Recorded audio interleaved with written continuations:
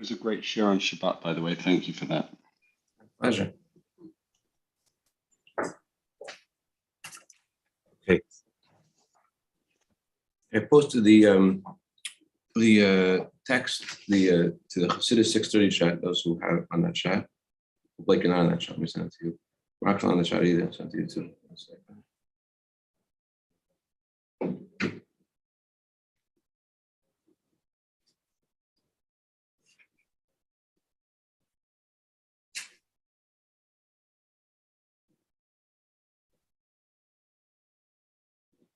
Okay, let's go.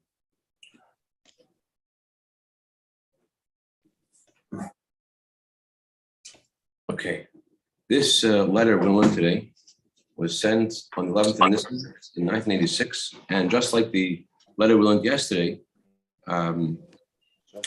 it's about the idea of the frenzied haste the Jewish people left Egypt with, and but unlike the letter that we learned yesterday was mainly focusing on the negative, it's something negative to get rid of it right away. This letter focuses on the positive, on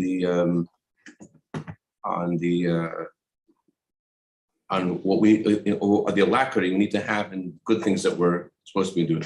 Let's go right to it. Baruch Hashem, this letter was sent on the 11th of Nissan, right after Shabbos, 1986, addressed to the sons and daughters of Israel, wherever they are. Hashem Elohim Yichu, God bless you all. I'm listening this morning to a talk of the Rebbe about the 120th birthday of Deborah Ashab. Deborah was saying that you might think Deborah Ashab was a great man, he was a great tzaddik, but after all, it was 120 years ago. He was born across the ocean somewhere. What does that have to do with us here in Brooklyn? And they was saying that we need to detach a little bit from the here and now and think about how all you are in languages that you're you're right in front of the Rebbe Ashab, and all there is you and the Rebbe Ashab. That's where you're supposed to go. Instead of thinking, it's great, it's a great tzaddik, it's supposed to be something more. It's supposed to be that that right now you're getting something, the Rebbe Ashab. So on that note, let's listen. L'chaim, l'chaim, l'chaim l'racha.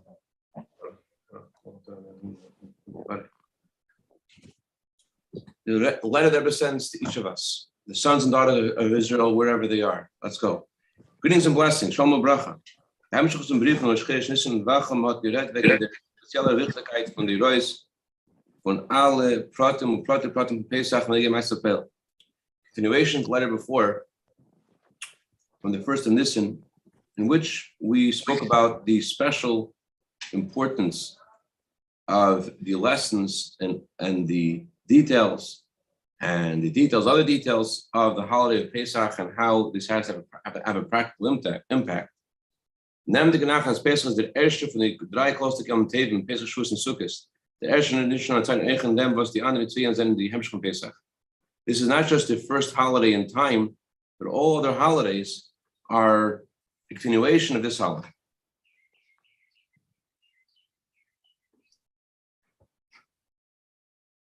Und nachher, wie das wird uns schon machen, aber der Schuh ist der Jamte von Tela gleich von aneben sind von Tela von erster Stück nicht was sicher.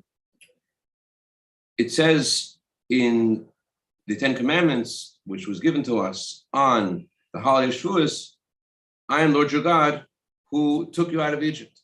So there's an emphasis of Pesach, not only on Pesach, but also on Shavuos. On Shavuos, we talk about how God said to us when he gave us the Torah, I am the Lord. Which Lord am I? It doesn't say the Lord that created heaven and earth. Rather, the Lord that took you out of Egypt.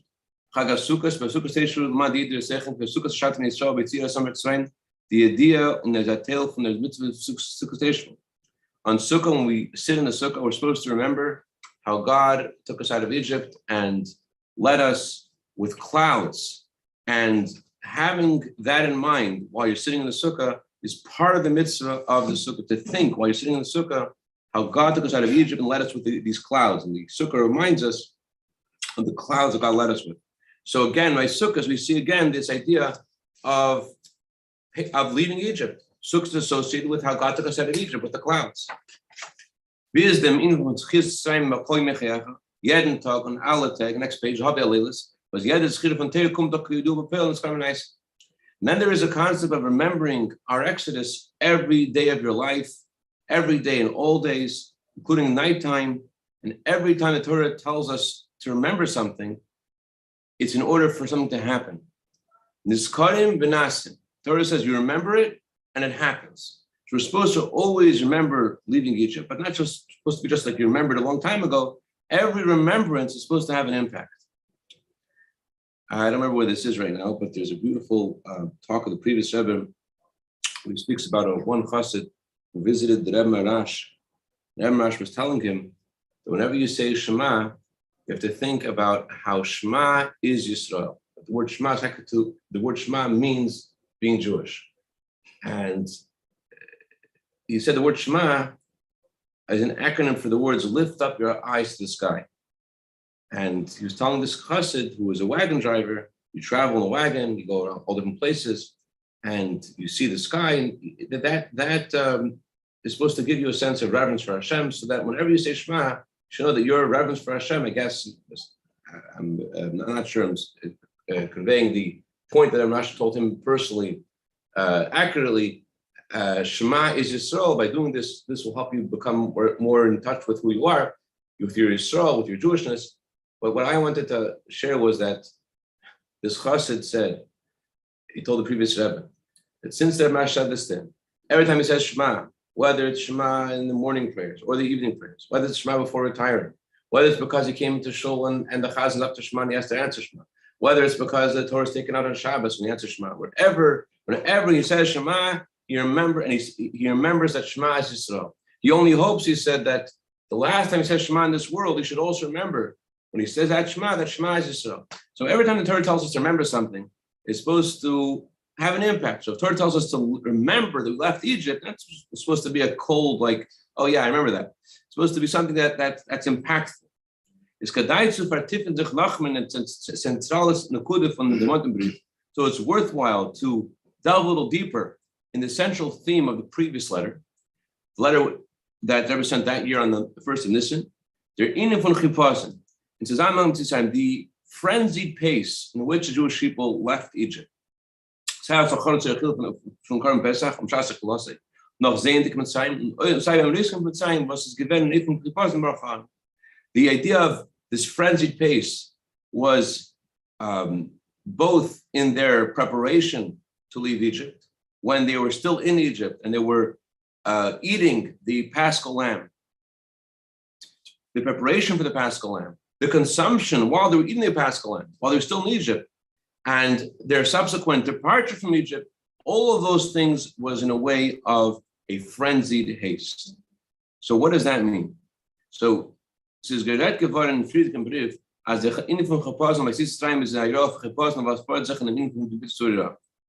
In the previous letter, we spoke about how this alacrity, this frenzied pace, is a lesson for us in regards to turning away from evil.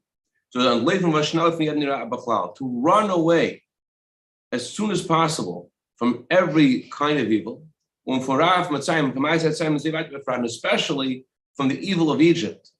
As the Torah tells us in this week's Torah portion, actually, do not do what they did in Egypt. The Torah is talking about all the kinds of discussing relationships that they had in Egypt, forbidden relationships.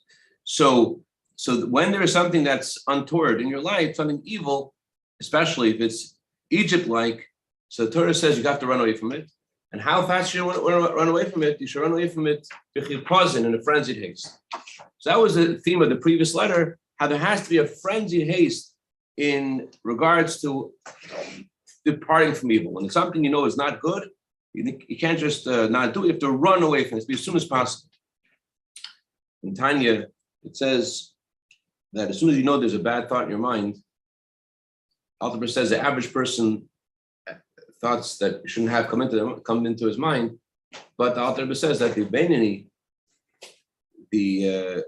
is capable, as soon as he knows that this thought isn't what he should be thinking about, he pushes away the thought with both hands. So my great-great-grandfather, Zal Moshe, used to say, why is Alter emphasized with both hands? Pushes it away. Why with both hands? So he said, because if you're pushing away only with one hand, the other hand is bringing it close to you. You have to push it with both hands, completely reject it. So if you know there's something that's not meant to be in your life, you have to have a total rejection of it immediately. That's what the emphasis of the letter before was about. It's supposed to be a total rejection of anything that's not good. Immediately. If it's evil, it ran away from Egypt. It was a frenzied pace. Don't do this slow. It's something that shouldn't be in your life. Totally reject it immediately. That's the theme of the previous letter. Now, and even though we're talking about doing something good that also requires alacrity, it's an ikr gadol b'zeh machmas an mitzvah. Not only is it also important, the Torah says this is a major principle. You're not supposed to allow a mitzvah to become the proverbial chametz, which means to miss out on doing a mitzvah.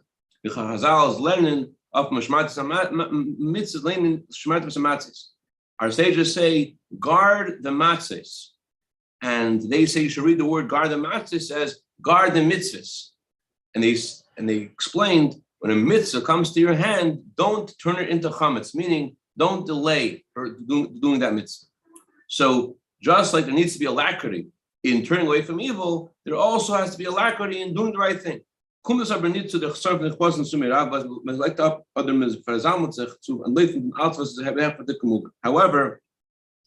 the deficiency of delaying, of not having that frenzied pace when we're talking about not doing something wrong is it's a much greater deficiency than the lack of alacrity in delaying to do something that you should be doing. When you're involved in something that's not good in your life, that delay is a lot more damaging than the delay of not doing the right thing. Is kedai zu reintrachten sich in dem es gepassen Zusammenhang mit angesagt in the Torah und die Reihe. So, but now let's focus on this kind of alacrity in doing the right thing. In the three areas Torah says that they have to have alacrity in. There are three things Torah mentions. That doesn't explain why it's a greater deficiency to delay tearing yourself away from the wrong thing versus delaying to do the right thing. The note in the bottom there mentions there's halacha that if you are in a place you're not allowed to talk about Torah and someone's about to do something wrong, you should tell them to, you should say, even though you're not supposed to learn halacha in the bathroom, you have to say it. You to prevent something to prevent a mistake from happening. In other places in Chassidus, there mentions how when you don't do the right thing, do something wrong. So many letters it tells people who are like worrying about things and ruminating about things that they shouldn't be. And there was, if I'm correct, they ever said something like this, that when you're putting your energy in the wrong place, there's two things. Number one, you're not doing the right thing. And number two, you're connecting to something negative. So could be that's what I'm referring to over here as well. Delaying doing the right thing. Okay, so you're delaying doing the right thing. You didn't do it yet. But if you're involved in something negative, so there's two things happening. Number one is not putting your energy where it's supposed to be. And number two is you're connecting yourself to something that shouldn't happen. So the alacrity you have to have in running away from Egypt is certainly understood. But now let's talk about the other kind of alacrity. Alacrity, the Torah says they had to have in eating the Paschal lamb, and that represents the alacrity in positive things. You have to have your belts on. You have to have your shoes on. You have to have your walking stick in hand. On the surface, this is just external signs of haste. You could tell the guy's in a rush when he has all those things in place. But if you think about it more deeply, these details of the shoes on your feet, belt on your waist, and walking stick in hand, they contain very very important and encompassing lessons in life. Let's first preface the following. The mentions Leben, was the Ikra mentions the geistige Leben, is an Agabin geeinigt in drei Gebieten. A person's life, the main part of a person's life is their spiritual life, is divided in three areas. Und jeden einen von sie werden gefordert, die höchste Medeke von Schlemus, was jeder kennt. And in each of these three areas, God asks of us, it's necessary, the highest level of perfection that we could possibly reach. Und das kann begriffen werden zum Allmenschen durch Cheres. And this could be reached, first of all, through freedom. Befreien von all umständlichen Sachen und negative Sachen, was stellen und davon begrenzen die Menschen und sein Weg zu schwimmen, to free yourself from all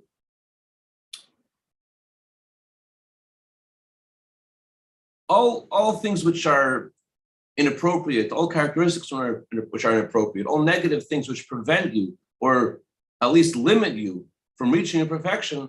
You have to be totally free from them in all areas of life, in all the three areas. So 3 areas of life, and Hashem asks of us not to have any, not to be satisfied with mediocrity. And in order to do that, you have to have freedom. To free yourself from all characteristics and all things which prevent you or limit you from being your fullest in these 3 areas. What are the 3 areas? Erstens, the Griechen eigene Schlemus, Vollkommenheit. First of all, you have to reach your own perfection. But das schließt ein, der Mensch muss in ganzen Hogar sein zu mir sein lassen. Das alles im Ruhm ist in the first category is the person has to reach perfection within himself. His own behavior, both in regards to turning away from the wrong thing and in regards to doing the right thing, he has to reach perfection in his personal conduct. That's alluded to by the words, belt on your waist. Just like in the simple sense, our waist holds up our whole body, including the head.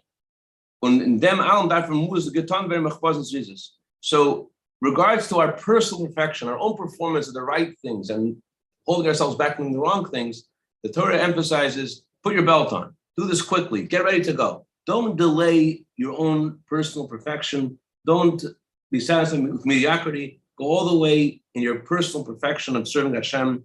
And it's important. You have to be your best in your own personal behavior. That's the idea of wearing your belt. The zweite Gebiet mentions Leben und sein Verbund mit anderen Menschen, mit dem Ganzen. The second area of our life is our connection with other people and with our surroundings. To tun und uftun and helping the Menschen to do, it's interesting words, to do and to accomplish, not just to do, but some people just are more effective, like think about the difference in the Marines and the Army, you just take over the port, not just coming to fight, we're coming to take over the port. I don't know. Anyways, to do and to accomplish and to help people. To help people in which you come in contact with. To bring perfection in their life. And in general, next page, to bring godliness and holiness in your whole environment. In both areas of turning away from the negative and in doing the positive, the impact you'll have around you, people in your life, the environment, your immediate surroundings. What some rumors is that area of our life, our impact in our immediate surroundings, is alluded to by the words, have your shoes on your feet. The shichaf de fis, the gleimt in the tail from Mensch Kepper durch Gufa durch welchen der Mensch steht und geht und kommt, bring mit der Erde. Our feet are the part of our body through which we stand and go and come in contact with the floor, with the earth. So that means our feet represent how we impact the world, how we touch the world. We touch the world with our feet. So wearing your shoes is, Torah is telling us about something about the way we impact the world. Upon the earth, there are very sharp and pointy things, or the derner, or thorns. There are snakes, there are scorpions. You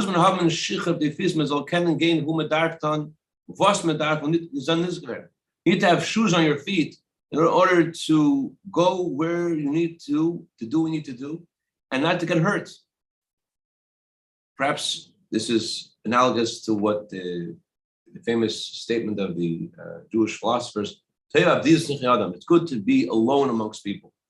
You may have to be amongst people, and in fact, people, but you have to make sure they don't influence you. You have to focus on what you're needed for it, not to get affected by. There was one person that the Rebbe asked to do something, and he was very moody. And everyone once wrote to this person, and then I can't be dependent on your mood. Or as the famous Polish tzaddik said, if I am I because you are you, then I'm not I and you're not you. If I'm going to be affected by you, then I'm not going to do my job.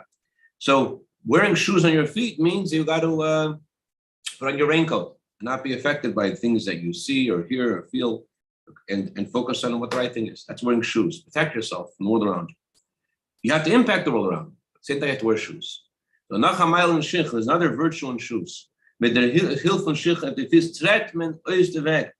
wear shoes, you're able to pave a way.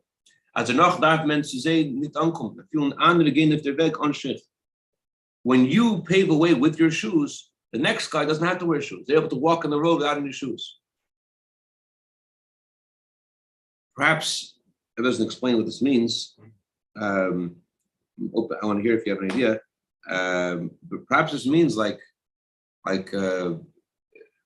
when your shoes, as we said before, as your impact in the world. In order to make that impact, you have to have strength.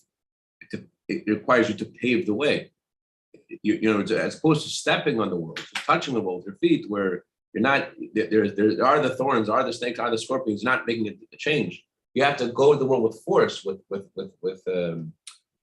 pleasantness and sweetness of Torah, but at the same time with strength. And when you have that strength, and you do make a new initiative or do something that has to help someone, so then you've opened it up, and now someone else can follow you more easily. It may be hard to make that first step yourself because no one has done it before. But once you've done this, so then you've opened it up, and now people could come in and do the same. Yeah, that makes sense. Anything else? Making your footprint. The nimshul von the lechem and glechem and all praten in the geistige Leben von Menschen is moving with their kosher as ich and them gebit auf ein Mensch mit gepassen Zinskanal. So the analog of wearing shoes on your feet and the details of this, the details of the details, in the spiritual life of man is understood. And the emphasis is that even in that area, not only when you're guarding your personal perfection, you have to have alacrity, but also in the way you influence others, you also have to have alacrity. Also has to be this frenzied haste. The third area in our lives is a part of our lives which has to do with influencing a part of the world which on the surface has no connection to you whatsoever. Either you are far from this part of the world in the simple sense, or spiritually, it has nothing to do with you. You cannot reach that part of the world. Every person must say, God made the world for me. So even that part of the world which seems to have no connection to you whatsoever, you have to find a way to reach that part of the world as well, to influence that part of the world as well. That's the idea of wearing of the walking staff in your hand.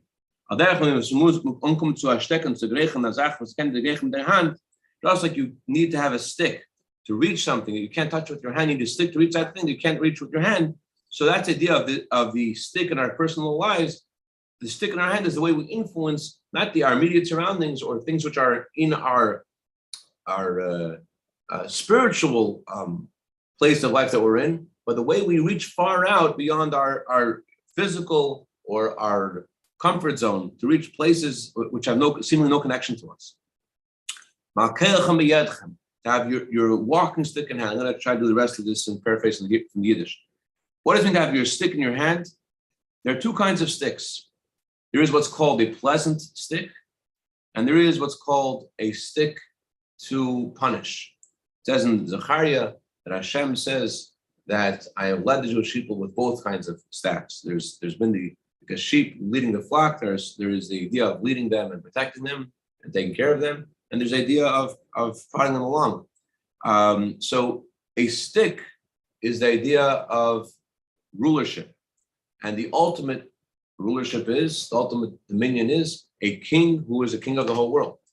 So both kinds of staffs, the pleasant staff and the staff which is used to hit, they exist also in the spiritual life of a Jew.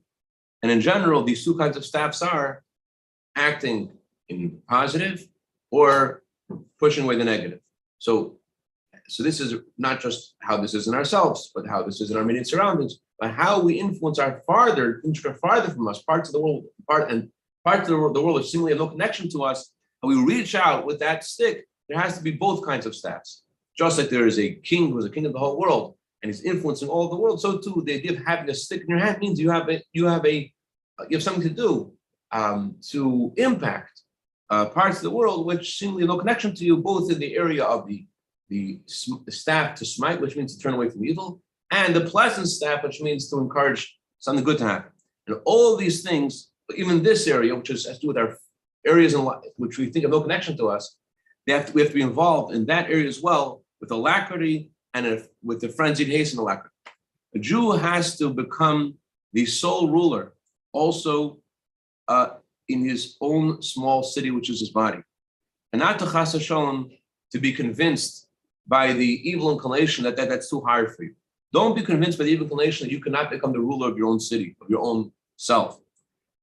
If the corporality of your body or the corporality of the world disturbs you, we have a lesson this lesson, not just a lesson, this lesson is something which gives us power.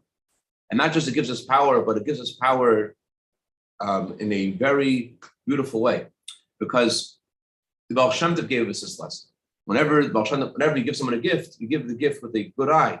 So the Baal Shem Tov gave us this lesson. He didn't just give us a lesson, he gave us a power, and not just give us power, he gives us a power with a good eye, which means Talmud says when you give someone a gift, if you're not sure what the person meant when he used the words, let's say he said, I'm going to give you the house, did he also mean the garage, did he also mean the backyard?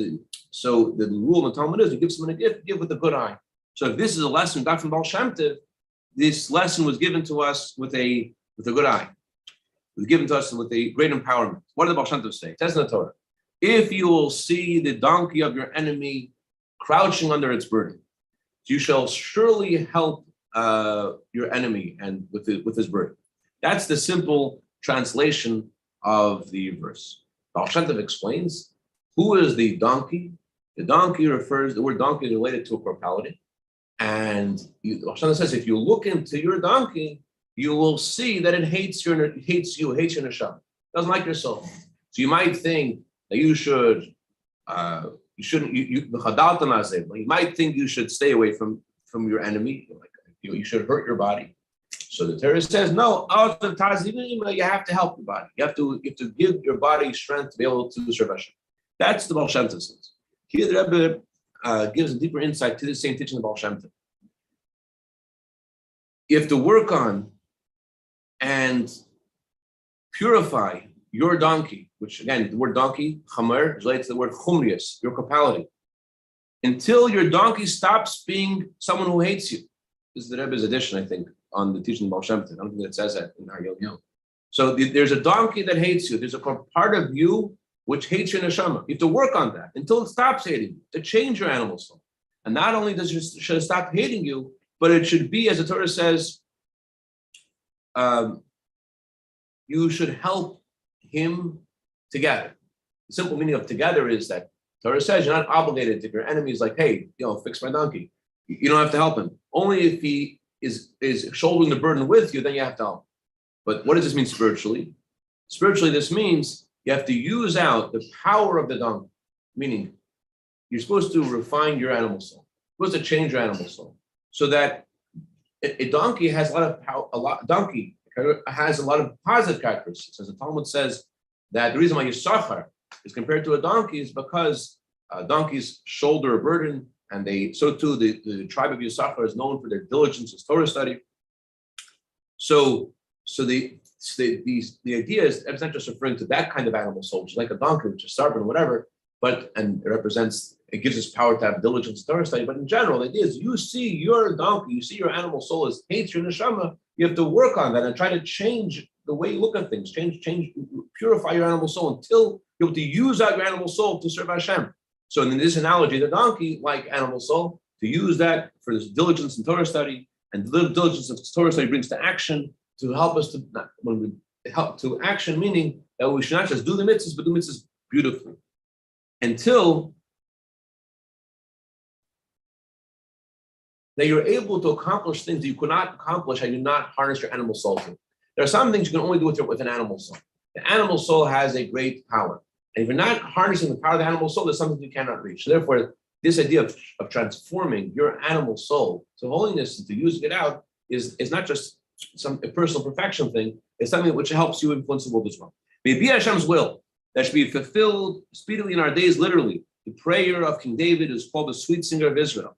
May Hashem show us Hashem your kindness, give us your salvation, and including that we should live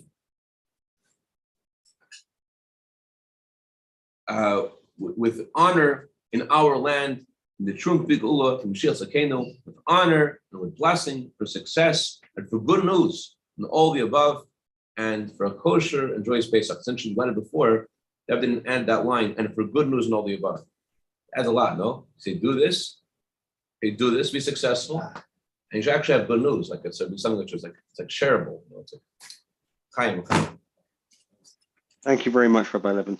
Thank you. Thanks a lot. Cheers. Thank you. Bye-bye. Have a good day. Questions, comments, criticism?